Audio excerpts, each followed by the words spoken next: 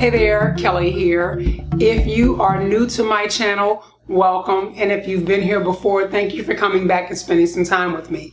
So today I wanted to talk to you guys about laying around on my butt and making an income. And I wanted to tell you some ways that you can lay around on your butt and make some income. So for many of you that may not know me, I am a lupus warrior.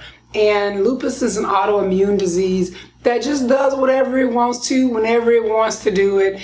And I typically average 4 hospital stays a year. So making money at a traditional job is not going to be something, unfortunately, that I am able to do. And there are a lot of people like me, and there are just some people that just don't want to go to work for someone else. So I'm going to share with you guys 9 ways that you can earn income while laying on your butt. Okay, now I want you all to realize that being an online entrepreneur, if you will, is not easy. It is not something that you could post a few links or, put out there things a couple of times and be a 6-figure a month income earner like a lot of these so-called gurus are telling you. So not the way that this works. So the 9 things that I'm going to tell you, if you want to earn at them, yeah, you could lay on your butt, you could be on your sofa, but know that you are going to have to put in consistent work if you plan on making consistent income. So that's the first thing I want to tell you. So numero uno is to design and sell print-on-demand products. There are so many different print-on-demand companies where you can do t-shirts, you can do coffee mugs, you can do baseball caps, you could do pillows and towels and fabrics and just all kinds of different things. The one that comes to mind for me immediately is Printful.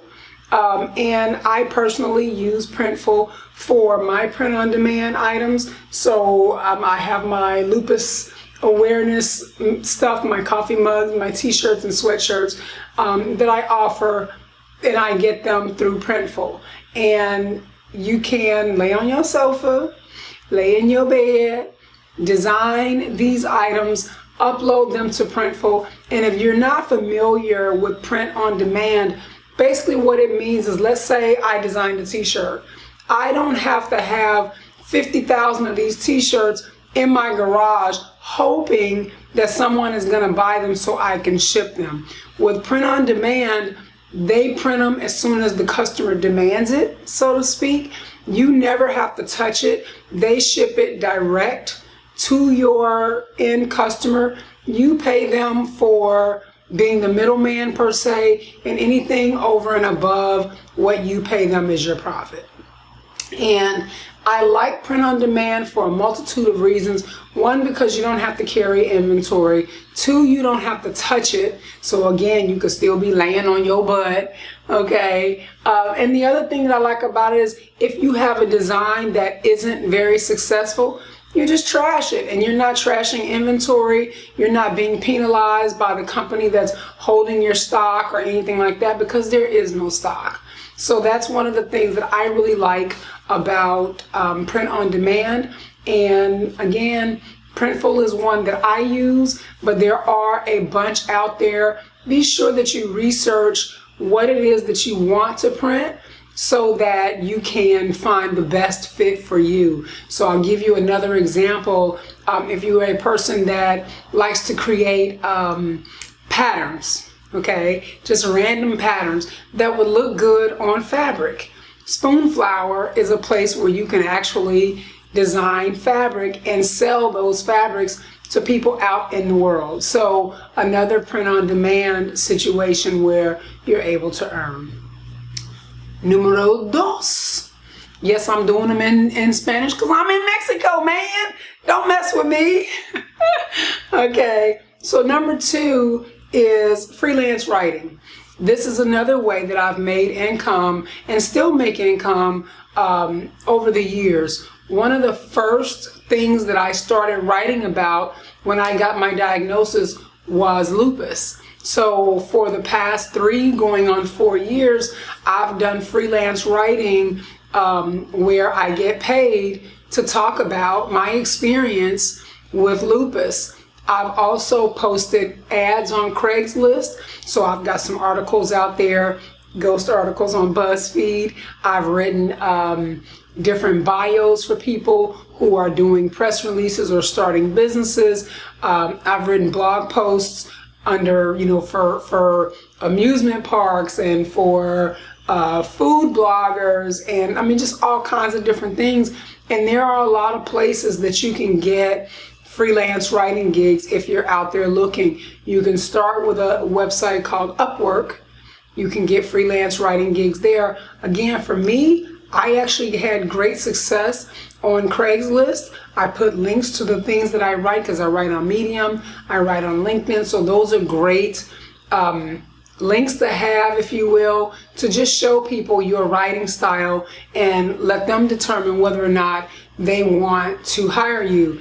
Be sure that you are sharing what you're willing to write about, because I can tell you, if you start getting into areas that you have no knowledge on or that bore you, you won't keep it up. So make sure that it's a topic, if you're promoting yourself, that you actually really enjoy writing about. So freelance writing is one of the ways in which you can actually earn a living, and there are a lot of paid writing gigs out there, because a lot of bloggers actually don't really want to blog. They need the consistent content, and you are able to provide that, and they're able to give it to their customer. And as long as you're not egotistical and don't need your name on it, you're good to go. It's a way to get paid. All right. So today's number 3, you can teach online. And this teaching online is like huge. And the reason I say huge is because you could teach anything online. I'm teaching you right now. I could put this in a course, so teaching online can be tutoring, it could be technical things, it could be how to use your video camera, it could be anything, how to light your studio while you're using your video camera. You could teach people languages, you could teach them business techniques. The sky really is the limit when it comes down to the idea of teaching something online. But here's the really cool thing also about teaching online is if you record it, you never have to record it again. You can take that content and you can sell that content over and over and over again, as long as the content is relevant. And the reason I say if the content is relevant, if I'm teaching Photoshop 2010, kind of not going to be relevant in 2019, 2020, right? So you may have to recreate or update that content. But the fact that you've got the skills and the knowledge to be able to share something that you are maybe 2, 3, 5, 15 steps ahead of other people can actually generate you an income. And there are a lot of platforms out there that will allow you to put your content on their platform and allow you to drip that content or make that content private where they have to pay for it and they can't get past the pay gate. Teachable is one of those places that comes to mind for me initially, because that's where I host most of my courses at this time, is on Teachable. So, and I'll put links below to many of the places that I'm mentioning so that you can check them out and then do some of your own research and check out other places as well. So those are just my preferences, and you're under no obligation to use them. But teaching online is definitely going to be a way that you can use what you already have, lay on your butt, so to speak, sit on your sofa, and share with people. All right, number 4, cuatro, okay, is editing video and editing photos. Now, I will be honest with you, I have Adobe Illustrator, Adobe Photoshop, all the Adobe Suite stuff. I edit my video in Camtasia. it's easier. And I am not the best video editor, but if it was something that I really wanted to get into, again, there are so many reasons that people need this service. Same thing with photos. You don't think all these beautiful Instagram photos are not retouched, right? You don't know that, it's not all just filters a lot of times. And speaking of filters, you can actually create your own filters if you're creative in that way and sell those to the Instagrammers. That's probably a bonus, okay? But learning how to edit video, learning how to edit audio, because podcasting, they need a lot of audio editing to get out the ums and the and any white noises that they may have. Same thing with video. So if it's something that you enjoy, there are a lot of programs out there that will actually allow you to edit video and edit photos and edit audio at a really reasonable price, and sometimes even for free. And you can, again, sit at your kitchen table, sit on your sofa, sit on your butt, bruh, and earn income. That's the emphasis here, right? It's to be able to sit on your butt, because I spend a lot of time on my butt and on my back,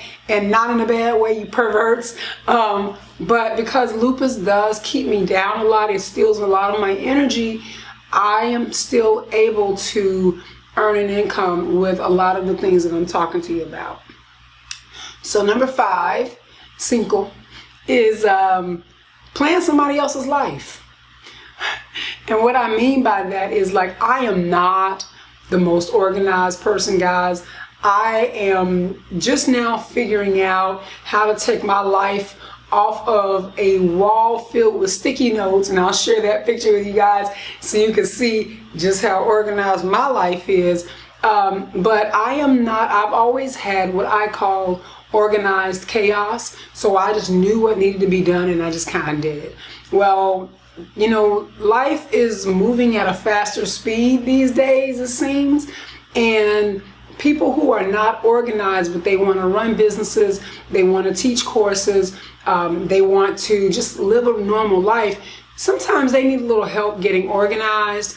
I recently took a course on Trello, and Trello, if you don't know, is a productivity tool, and it works almost like my sticky board, and except it's on the computer. It's also going to be on my phone, it's going to be on my tablet, it's going to be everywhere that I need to be, that my computer or some electronic device happens to be, whereas my sticky note board is downstairs in my dining area. And if I leave and I want to be productive outside of the house, I have to take a picture of that in order to know what my target is for whatever it is that I'm supposed to be doing. Trello, taking that class that somebody, you know, got paid to put together. There was a group here in my town where we all got together and kind of muddled through. But then there is a class actually on lynda.com that someone put together, and they got paid to do that. And every time somebody takes that course, they only recorded it like that one time. So there are people out there that are actually willing to help you get your life in order, put your systems in place, write your standard operating procedures, the whole 9 yards, so you can actually be that person if you're an organized person and get paid to do that. I feel like I babbled a bit on that one.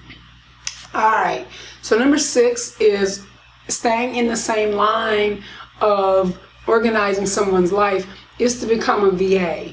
So a virtual assistant allows you, again, to be in your sofa, be in your bed, be wherever you feel the need to be, and you are basically an executive assistant to whoever the client is that has hired you. And oftentimes you're going to be doing a bit more than organizing their lives. You may be booking flights, you may be again setting up standard operating procedures, you may be reaching out to their customers. Whatever it is that they need you to do, you are there to assist them.